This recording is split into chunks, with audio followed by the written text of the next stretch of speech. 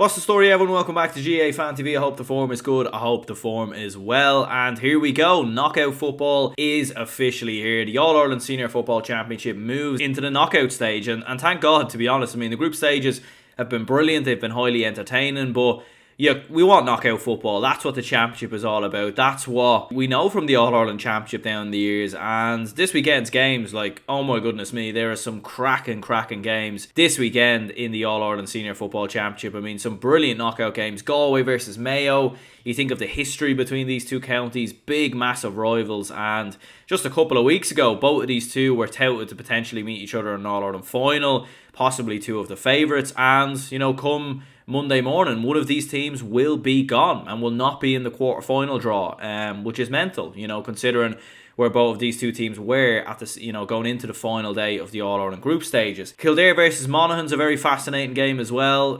Monaghan, obviously a disappointing result for them against Donegal, but for either one of these two to get to an All-Ireland quarter-final would very much, you know, signal a successful season. I think that's going to be an absolute humdinger of a game when you look at the way both teams play football as well. Cork Roscommon on the other hand side, I think is going to be a lot more cagey. It's going to be a lot more narrow. I think Cork, as we've seen, especially with the Kevin Walsh influence, who's obviously a part of John Cleary's management team, Cork are playing a lot more defensive football. They're staying in games. They're keeping things tight, and they're sort of trying to hit teams on the counter-attack. And Roscommon, when they've been at their best this year, have played like that as well. So I think that game might be a lot more cagey than maybe what people think. Donegal versus Tyrone, two sides very familiar with each other as well. Donegal going in with a huge amount of momentum and possibly even now favourites for that game, which if you had said a couple of weeks ago, people would have thought you were crazy. But yeah, four very fascinating games, two Tailteann Cup semi-finals to look forward to as well. Meath against Antrim, Andy McEntee, can he do a job on his old county? Phenomenal story obviously going into that one. And Down versus Laois feels a lot more self-explanatory with Down being big favourites, but Laois in fairness have come on very strong in the Tailteann Cup in the last two games. Get wins versus Limerick and Fermanagh. You know, very impressive stuff from a Division 4 side. And Laois will fancy their chances against Down because Down haven't always been consistent this year. So yeah, some very fascinating games, and great as always to be here and preview them. Starting with the Galway versus Mayo game, obviously happening in Pearse Stadium. I mean, this is huge, isn't it? I mean, as I said there at the top of the show, I mean, Galway against Mayo, I still can't get my head around it, to be honest with you, and I nearly don't believe that these two are actually playing each other, and maybe I won't believe it before, you know, until the ball is actually thrown in on Sunday. But what a game to look forward to, and it's two heavyweights in my opinion. And you know, I think this game is obviously going to have so much implications because the loser obviously goes out of the championship, as we very well know. But the winner, like the amount of confidence they'll carry going into the All-Ireland quarterfinals, like the winner then becomes a serious threat again of winning the All-Ireland and possibly, you know, going far in this competition. Both sides in the league looked absolutely brilliant, and of course these two played each other, as we very well know, in that league final just you know, feels like a couple of weeks ago, but it was certainly longer than that. And Mayo, as we know, slipped up against Roscommon in the championship, in the Connacht Championship, but Galway very much taking care of business, beating Roscommon and going on to win the Connacht Championship. And in the group stages, it looked fairly smooth for both sides. I mean, Galway weren't at their brilliant best in both of their opening wins against Westmeath and Tyrone, but they took care of business and done what we know that they can do, which is grind out narrow wins, which they've become very good at this year. And Mayo, on the other hand side, looked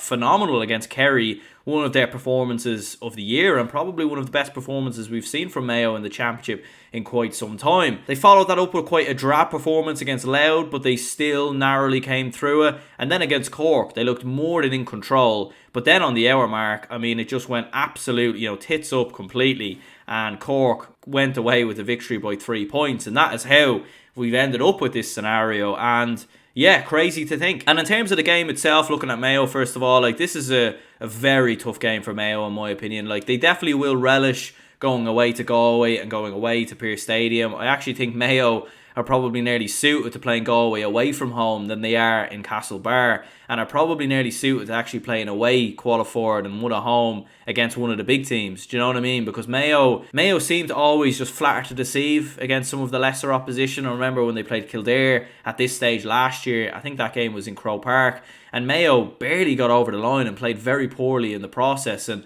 like for Mayo, I just don't know what's happened to them, to be honest with you. They look like they've lost their confidence. They look like they've lost their belief. I watched that game back against Cork in full, and like the amount of times they got the ball and just didn't create anything. They just kept the ball for large parts, sidewards hand passing, and like played within themselves. They weren't taking Cork on, they weren't creating space in front of them, and they were completely playing within their shell. And a lot of their forwards who've been in brilliant form all year, James Carr, fairly anonymous against Cork, wasn't really in the game at all. Aidan O'Shea had one of his more quieter days, but he's been very good all year in fairness. And as I've said before, Aidan O'Shea is not the type of player who's going to score you 6, 7, 8 points and win you the game. Even Ryan O'Donoghue at times this year hasn't been at his absolute best that we've seen in previous years, and that's been a little bit strange. Tommy Conroy obviously coming back from a long-term injury, so I think Kevin McStay's been very careful with Tommy Conroy and has probably been saving him really for big championship games. But he came on and made a big impact, like scored 1-1. You'd imagine surely he'll start this game. Like Mayo have to get their best players out on the pitch. I think Jordan Flynn has been probably Mayo's best footballer this year. I suppose Aidan O'Shea's probably been their best player, but Jordan Flynn's been absolutely exceptional. I mean, 4 points the last day, and I thought he was one of Mayo's unsung heroes and probably one of their only real good performers on the day. But they have a lot of players, like they have a lot of creator players, don't they? Like Jeremy O'Connor, Matty Rowan, Jordan Flynn, Jack Carney. They're all players who like to create things in front of them, and you feel like if Ryan O'Donoghue and James Carr aren't at it, then Mayo do have a bit of a problem in that inside forward line. Like even with Aidan O'Shea again, like he's not he's a bit more of a creator himself as well, and he's a man who'll catch, he'll win a mark. You know, he'll get the odd point here or there, but he's not going to score 7, 8, 9 points and win you the game, at least in terms of scoring ability. So Mayo have a couple of problems. They definitely have a couple of problems, and going up against that very rigid and tough Galway defence, that's going to be tough for Mayo to try and break them down. Now, Galway do have a couple of problems of their own. Sean Kelly could possibly be out for this game with an injury, and that would be a huge blow from a Galway perspective. We'll see what's going on with Dylan McHugh as well. That could also be an injury. Galway have had a lot of injuries in and around that area of the pitch this year. You think of Liam Silk, Kieran Malloy obviously as well, two players who haven't featured at times this year. But Galway's structure and how they play, they've been very solid defensively. They've been very solid, very well set up, and the way they set up obviously in the league final against Mayo, which was to frustrate Mayo, was to suck the life out of Mayo's attack and sort of try and narrowly grind their way through that game. It nearly won. It was nearly effective. You remember Colin Reap made a number of big saves in that game to keep out Galway's attack, and Galway will set up that way again. And for Mayo, they've come against blanket defences against Cork, against Louth, and against Roscommon this year, and they've struggled. They've lost 2 of those 3 games, and even in their win versus Louth, they looked far from impressive in the process as well. So Mayo have a lot of things to ponder, and I think for Mayo, like, they need to be patient on the ball. They can't rush attacks, but they need to be brave. They need to take men on. You want to see Ryan O'Donoghue run at that attack. You want to see Tommy Conroy start and do the same, because he's one man who will definitely do that, in my opinion. And Mayo just need to be braver. They need to take more risks, take more chances, be quicker with the ball, move it quicker, because that's been the problem for Mayo in the last couple of weeks. The intensity that was there versus Kerry has certainly not been there in the last 2 matches, and that is something that Mayo need to fix. Otherwise, they'll be gone. Like, they won't win this game. And if Mayo's attack has suddenly dried up in the last 2 games, then Galway's attack has certainly done that as well. Shane Walsh has come under a lot of criticism in the last couple of days. Some of it is maybe a little bit unjust. Like, at the end of the day, he missed that penalty and he missed that free. On another day, Walsh scores both of them and Galway win the game, and Walsh is lauded as a hero. So, like, Shane Walsh has come under a good bit of criticism, and I've seen him obviously on Joe.ie during the week as well. A lot of people were saying, like, should he not be more focused for the game upcoming against Mayo? In fairness, I'd say Walsh probably agreed to go on that show before the game against Armagh, and maybe the thinking from Galway was that they were going to win the game and then Galway would have a bit of a break. So I'm not too sure if that was really thought through. But look, I think Walsh, in fairness, we know his ability, and we know when it gets to the business end of the championship, he has what it takes to deliver. And, you know, big players and some of the best players in the country, it can be funny sometimes, because sometimes, you know, they can be quiet throughout, you know, the year, or they can have the odd sort of blip here and there. But then when it comes to the big games, the big moments, that's when the real sort of leaders stand up. And I do expect Shane Walsh to have a big game this coming Sunday. Damien Comer on the other hand side, like that's going to be an interesting one. He didn't start the last day, but you'd imagine he would start this time around. I don't think he'll play the full 70 minutes, but it'll be interesting to see obviously what happens with him. I heard he was fit on Sunday. They just didn't get their team sheet in on time or something of that nature. So he couldn't play and couldn't even come off the bench in the end. But yeah, like he'll be huge. He'll be absolutely huge, Damien Comer. Like he's a big player, and he's the type of player who tends to turn up in these type of games as well. Matthew Tierney has been like. Like with Matthew Tierney, he's looked very good against some of the lesser teams this year, like against Sligo. He was fantastic, obviously in that kind of final. But I think since the league, he definitely probably hasn't produced the same type of form we've seen throughout the league. But look, it's going to be an extremely fascinating battle. I mean, midfield is going to be interesting as well. Matty Rowan and Jeremy O'Connor going up against Paul Conroy and Killian McDade. It will be interesting to see what happens with Galway with Sean Kelly's injury and who goes into that position instead, or what they do there. But there is a lot of interesting permutations, and honestly, in terms of a prediction, like I think I've got majority of my predictions wrong this year. I think almost everyone has, in all honesty, because this year's championship has been mental. But I think this is going to go down to the absolute war, and to be honest with you, I'm edging towards Mayo ever so slightly, and the reason being is because Mayo have been here time and time again. Like they've been through the trenches, they've been in these positions so many times. I know like a lot of the younger players probably haven't, so the likes of your Jack Carney and even Ryan O'Donoghue to a certain extent. But your experienced heads, your Aidan O'Shea's, your Paddy Durkins, Kevin McLaughlin, Stephen Rochford, who's obviously, a part of Kevin McStay's management team. Kevin McStay himself, has seen this time and time again with Mayo, and has obviously, been here before with Roscommon as well. And Galway have actually never beaten Mayo in a knockout championship game since 1998. That's a long time ago. So I fancy Mayo to turn it on. Mayo are a strange team when they come into a game as underdogs, which, I was looking at the bookies' odds, and Galway are ever so slightly favourites coming into this one. I just fancy Mayo to narrowly come through. I think Galway, they're that type of team. They never put teams away. I can't remember a time this year where Galway have comfortably beat a team, other than Sligo and Westmeath to a certain extent. Sligo, Division 3 side. Westmeath are a Division 3 side as well. And even at that, they were down to 14 men when Galway were behind. So, do you know what I mean? So I think for Galway, they never really put teams away, and that will always keep Mayo in it. And I think Mayo will grow in confidence, and I think they will have learned from their last couple of games. I think they'll turn it on in this one, and I think Mayo will get a big response. And for Galway, it's mental. Like I thought, going into the last round of fixtures, I had them honestly as my favourites now. And it's crazy how quick things can change, but with new information comes new facts. And with Galway, I just think there has been a bit of a flatness about them in the last couple of games, and there has honestly been a flatness about Galway all year, but they've got away with it because they've just kept narrowly grinding out wins, and that can be brilliant sometimes, but at the same time it can catch up with you. And I just fancy Mayo to ever so slightly edge it, in my opinion. Take that prediction with a pinch of salt, or don't even take any salt, because to be honest with you, as I said before, whatever I've predicted this year, the opposite has normally happened. And again, I think it will go down to the last point of a game. It could come down to a free. It could come down to a bad mistake. It could come down to a kick out. It really will go down the wire. And extra time and possibly even penalties here would not be inconceivable, in my opinion. So I'm going to go with Mayo to edge it by a point. I think they'll just narrowly nick it. So yeah, I'm going to go for Mayo. Donegal versus Tyrone sees two sides with a lot of familiarity with each other, obviously, as well. I feel like these two play each other in almost every championship season, or every second championship season, and they play each other once again, and this time it is in the preliminary round quarterfinals. And again, much like Galway and Mayo, the dynamic has completely shifted with both of these two. Donegal are coming in as, I was looking at the odds, and I think Tyrone are still slight favourites, but Donegal are coming in with a huge amount of momentum. They have really turned their season upside down. To go from a side who were getting battered week in, week out towards the end of Division 1, they got beat by Down, let's not forget, in the Ulster Championship. They barely scraped past Clare.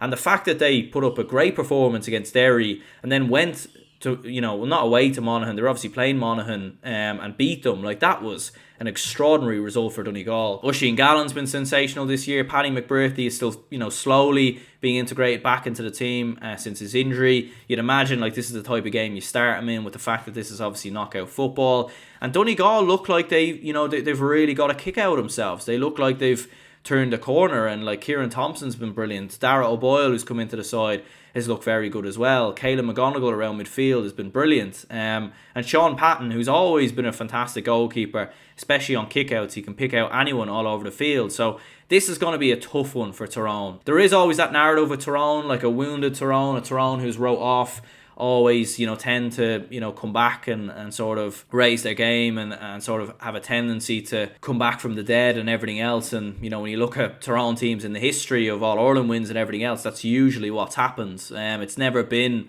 straightforward, usually, for Tyrone. And that's why you wouldn't be surprised if, going away to Ballybuffet, they'd relish it, and relish some of the criticism that they've received in the last sort of week or so. But I just think for Tyrone, like, they haven't looked right in a long time, really. Like, they've had flashes of brilliance, and with Dara Canavan, you see how good he is. Rory Canavan as well, like the Canavan family in general, dragging Tyrone to this far in the championship. Darren McCurry didn't play the last day. I'm not too sure what his status will be. Like, I think you really need him to play, because without him, Tyrone, you're relying on the Canavans then. And I just think for Tyrone, there's been a lot of inconsistencies with their performances. Like, we're not seeing much of Cathal McShane. They've very little options coming off the bench.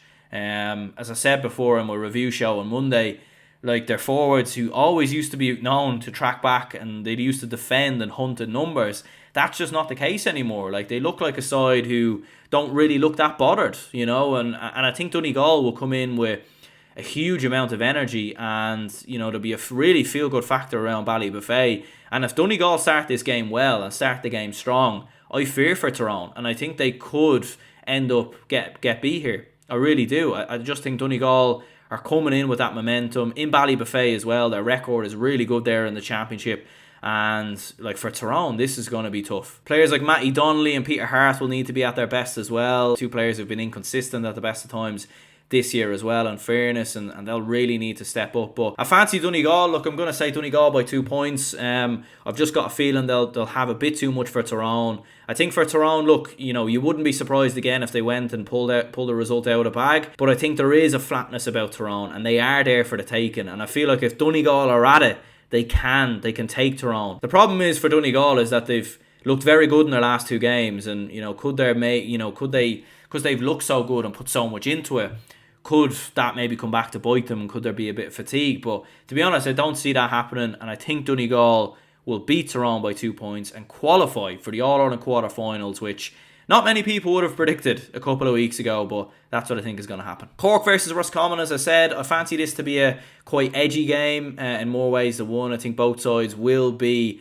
quite defensive, and I think this will be quite a low scoring game in my opinion. I had a dream the other night that Cork won this game on penalties. Yeah, I've no idea why I'm dreaming about Cork football winning a match on penalties, but there you go. Maybe I got carried away with them beating Mayo, I don't really know. But I do have a real suspicion that at least one game this weekend is going to go the distance, whether it be extra time or penalties. Like, all these games are so evenly matched in my opinion, and I think that will be the same here as well. Like, I think for Roscommon, I worry about them. I really do. Like, I'm seeing a lot of similarities to the Roscommon of last season to Roscommon of this year, which obviously, as we very well know, ended with a defeat to Clare. And for Roscommon, going away to Cork, going to Páirc Uí Chaoimh, like, the fans are really going to be up for that now, because obviously with the Cork hurlers out of the championship, like, the supporters have nothing else to go to other than ladies football. But like, it's going to be packed. Páirc Uí Chaoimh is going to be packed. The Cork fans are going to be up for it, and like, I just think Cork have that within them now. Like, and as I said before, like, this Cork side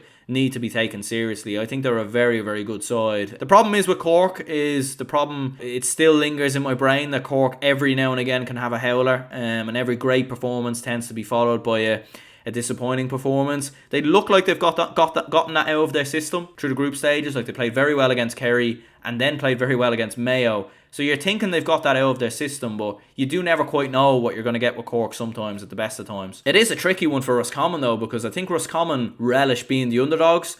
A bit like Monaghan, they relish being sort of wrote off, and they relish sort of coming into a game, where everyone's, saying that they'll get beat and everything else. And Roscommon will probably go into this game as slight favourites, and rightly so, given, how well they looked in the league and the fact that they nearly beat Dublin a couple of weeks ago. But I think for Roscommon, the problem I think is that Davy Burke has had, it's been more or less the same Roscommon team all year, and they've become a little bit predictable in what they're going to do, in my opinion. Enda Smith is going to be on the ball and creating havoc. Ben O'Carroll is going to cut in from the inside and cause a lot of problems there. The Murtas are obviously going to be on form. Roscommon are sort of a very predictable team in the way that they play, and I think maybe teams are starting to figure them out a little bit more the more this championship has gone along.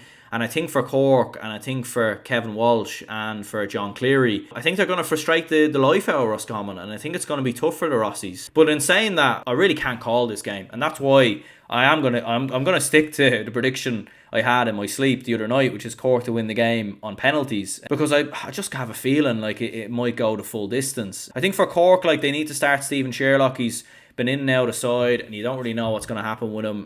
Brian Hurley's injury could be an issue. He went off the last day. That could possibly be a problem. Obviously, Sean Powter went off as well. But I think Cork, with Stephen Sherlock, if he's on it, that'd be very tough for that Roscommon defence. Midfield as well, I think Ian Maguire, sensational in around the middle, and I think that will be tough for Roscommon to contain Ian Maguire in around the middle. And yeah, I'm going to go with Cork to edge it on penalties. Again, I wouldn't have thought that a couple of weeks ago. But I think Cork, after getting that win versus Mayo, their performance against Kerry, the momentum that they're coming in with, I think they're going to edge it. Look, as I said, I don't predict that win with a huge amount of confidence, because I could see Roscommon easily winning this as well, and that's why, if Roscommon won, I wouldn't be shocked by any stretch of the imagination. But I just fancy Cork, and as I said, with Roscommon, I've seen this before, and look, I know Davy Burke, young manager, but I think he is a young manager, and this is his first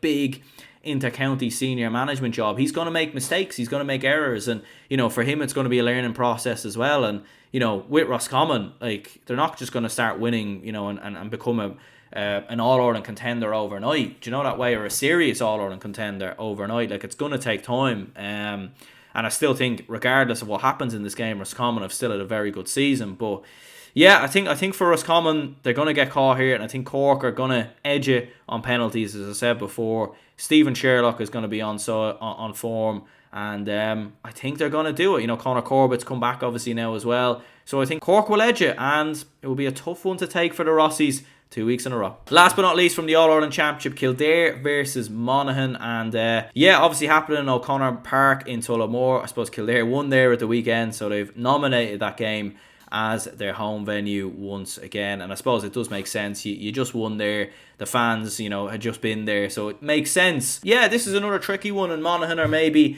in a similar sort of fashion to Roscommon, with the fact that they like being the underdogs. They're so used to being the underdogs in every game that they play, that when they go in as favourites, it's a different dynamic to the game, because the other team will sit in and be tough to break down, and Monaghan are sort of used to being the side who have to try and catch teams out themselves. But as I said, I expect this game to be a real humdinger, a real end-to-end, high-scoring game. This, in my opinion, I think will be the game of the weekend, because both sides only have one way of playing, which is high attacking, real sort of all-out style football. Kildare can change the way they play at the best of times. We see them do it against Dublin. We've seen they did it at times against Roscommon. They can sit in and they can sort of solidify defensively. Monaghan, on the other hand side, they're definitely not like a lot of the other Ulster teams where they play a blanket defence and they got a lot of men behind the ball. Monaghan play very good attacking football, and it's great to see. You're seeing some of the scores that they're racking up. They're scoring 16, 17, 118, big scores in a lot of their games, and that will be tough for Kildare. I think Monaghan's attack will give Kildare a lot more problems than Roscommon, and to be honest with you, I do fancy Monaghan to win this game. I just think for the year that they've had, for the consistency that they've shown, I don't think they were necessarily poor against Donegal. I think it's just the fact that Donegal were very good, and Donegal's attack probably surprised Monaghan ever so slightly. And I think when you look at Monaghan, with Conor McManus, Jack McCarron, Conor McCarthy, Micheál Bannigan, they have a lot of ways to hurt Kildare. And although Kildare went and beat Roscommon, I'm still not fully convinced with Kildare. As I've said before on numerous occasions, they certainly are a team with a lot of potential. Like, there's been a lot of inconsistencies in Kildare's performances this year. You never know what you're going to get with Kildare. They could produce an awful performance one week and a brilliant performance the next week. There will be a feel-good factor around O'Connor Park, and there certainly will be a really feel-good factor amongst Kildare fans going into this one. But to be honest with you, I fancy Monaghan. I think Monaghan will just have a bit too much. Monaghan have been playing at a higher standard all year, and I think they will.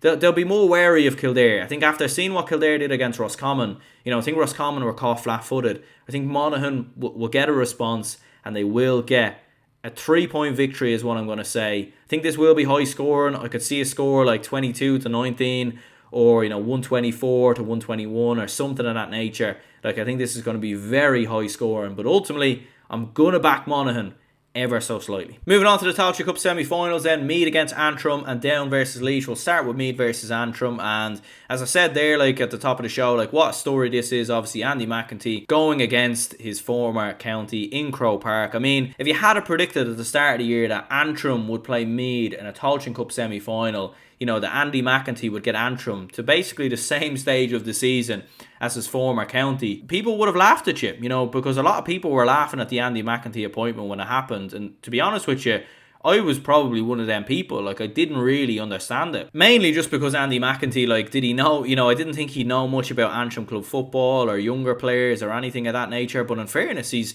integrated a lot of younger lads in the side. He's obviously done his homework on club football. He's done a fantastic job at Antrim. He really, really has. And I think regardless of what happens here, I think Andy McEntee has to be one of the managers of the season, in my opinion, for what he's done with Antrim, to keep them in Division 3 and to get them to a Tailteann Cup semi-final in the group that they were in, I think is very, very impressive in my opinion. And I expect this to be a very attacking game. Like, Antrim, I suppose the way that they play is, probably very similar to how we saw Meath under Andy McEntee, which is very attacking, a lot of runners, running off the shoulder, very focused on goals and very attacking. And, sometimes that's cost them defensively. They're probably not like a lot of other Ulster teams where they are very compact defensively like Antrim. In fairness, they've done well defensively, but they certainly are more of an attacking team. And that's why I think in Croke Park, this will be a highly entertaining game. Like, both teams will be going for each other's throw. I think there's a lot of pressure on Meath, because I think for Colm O'Rourke and Meath, to lose to Antrim and to lose to your former manager in Croke Park, it would be a massive, massive setback. And it just wouldn't look good for Meath. And I know Meath have made progress in the last couple of weeks with the win versus Down and the win versus Wexford. But if there's any type of slip up here, it puts all that work, down the drain, in my opinion. And then, again, the narrative around Meath is negativity. Will they lose this game? Will they flop? I don't really think they will, to be honest. Because one thing we do have to give Colm O'Rourke credit for, look, does he know how to set up a team defensively? Absolutely not. Does he know how to manage a team through games? Probably not, in all honesty. And there probably isn't a lot of variation to Meath's play. But one thing we will give Colm O'Rourke credit for is that his team kick the ball quite a lot and they play very attacking football and they're very hard to deal with. And when they're hot, they're very, very good, as Wexford seen just a couple of weeks ago. And, when Meath are playing great football, they have the ability to hurt anyone. It wasn't too long ago that they beat Cork in the league, and look at Cork now, possibly on the brink of an All-Ireland quarter-final. So, Meath, when they're at it, are very, very good. And with Jordan Morris, who's been in very good form, one of the players of the Tailteann Cup, Aaron Lynch has been very good as well. Daithí McGowan has really come into the fold. Jack Flynn, very tall, sort of unorthodox midfielder. Very big presence, obviously, in around the middle of the park. And I just think Meath will be too strong. This will be a sort of step too far for Antrim. I think Antrim have done very well to get to this stage of the competition. And I think they will trouble Meath. And there will be moments in the game where Meath struggle. But I think Meath, having come through Wexford, confidence is high. They're very familiar with playing in Croke Park as well, whereas none of these Antrim lads would have played in Croke Park, at least not in a football championship game.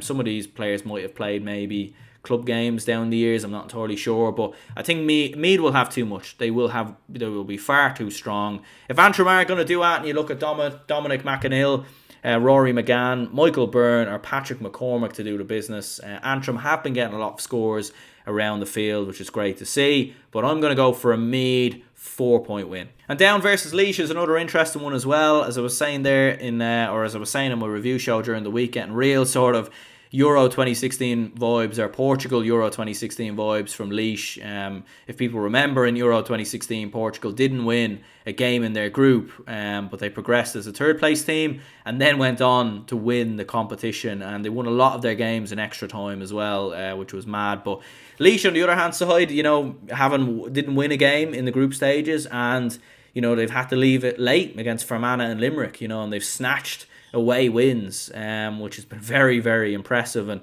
in fairness to Billy Sheehan, he was very sort of critical of a lot of people being critical of his team, in his post-match interview against Limerick. I do think a lot of the criticism is quite warranted because of the fact that you can see Laois are a team with a lot of ability, and they probably shouldn't really be in Division 4. They should, they have a good enough squad there, in my opinion, to get out of that division next season. But again, there's just been a lot of inconsistency. It wasn't too long ago that Laois drew with London. So there's a big inconsistent nature about Laois. But I think they're another team again that relish being the underdogs. And they do have great players. Mark Barry's been in phenomenal form. Evan O'Carroll's very good. Colin Murphy with that late goal turned the game on its head versus Limerick. But for Down, look, in a similar fashion to Meath, if Down were to slip up and lose this game, it would probably put all their great work this year to bed. They are a young enough side, with Oren Murdoch obviously having come into the side, the likes of Rory Mason, Danny McGill, Patrick McCarthy. They have a young team that have come through. It's a building project for Conor Laverty. But to get to a Tailteann Cup final would be huge for them. It'd be huge for their supporters. To have a final, a big national final in Croke Park, and it could be the start of something very big building in Down. Winning an Ulster title in 4 or 5 years would be very tough for Down, but there's no reason why they can't become a Sam Maguire team, in my opinion. They definitely have the potential to do so. Let's not forget, I predicted Donegal to get to an All-Ireland quarter final. Down have a championship win over Donegal in 2023 in the Ulster Championship. So Down are a good team. They are a good team. They've just lacked consistency, which can happen a lot of the time for a manager in his first season. But I think they'll be too strong. I think Laois, this will be a far different test to what Laois have faced so far this year. I think Croke Park will definitely suit, probably suit Laois as well. In fairness, their style of football will probably be suited to Croke Park. But I fancy Down to do it. I fancy Down, I would say, by 3 points. In terms of Player of the Week and Bet of the Week, I think Player of the Week, very, very tough one in fairness. I mean, Ryan O'Donoghue, you're expecting him to have a big game for Mayo. I think Shane Walsh will turn it on for Galway this weekend. And I think he will be a player on people's lips come the end of the weekend. I'm gonna go for Oisín Gallen. I think he was very, very good for Donegal the last couple of weeks, and I think he could be crucial for Donegal to get over the line. So maybe I'll go Oisín Gallen to win Player of the Week. And Bet of the Week, I guess Cork to beat Roscommon. Is that a big shock? I'm not entirely sure. Is Donegal beating Tyrone even a big shock? I don't even know if that is either. But I suppose they would maybe be my bets of the weekend. As I said before though, me beating Antrim and Down versus Laois feels a lot more self-explanatory. But the other 4 games in the All-Ireland Senior Championship, genuinely, I think there wouldn't be... I'd be surprised if one team hammered another. That's the only thing that would surprise me. But wins either way, it wouldn't surprise me if Kildare beat Monaghan. It wouldn't surprise me if Galway beat Mayo. I wouldn't be shocked at all if Tyrone turned it up against Donegal. And you could certainly envisage where Roscommon would want to, I suppose, answer their critics and beat Cork and prove everyone wrong, not for the first time this year. So, look, it's, as I said before, don't take these predictions seriously. Don't get offended by them and by any stretch of the imagination. Sometimes I do get people who message me over predictions and, don't take them too seriously. It's just, at the end of the day, I like to make the prediction. I like to, for the content and everything else. But because it'd be very silly if I just previewed these games and then didn't say who I thought is going to win. That's just, do you know what I mean? It's a little unusual, isn't it? But let me know your predictions in the comments down below. Let me know what you think is going to happen. And subscribe. There'll be a hurling preview out tomorrow for Galway versus Tipperary and Clare versus Dublin. So if you want to tune into that, by all means go and do so. And an interesting video coming out Friday about GA jerseys, ranking a lot of the GA kits around the country. Something a little bit different, but there we go. So cheers anyone tuned in, subscribe, and we'll see you all later.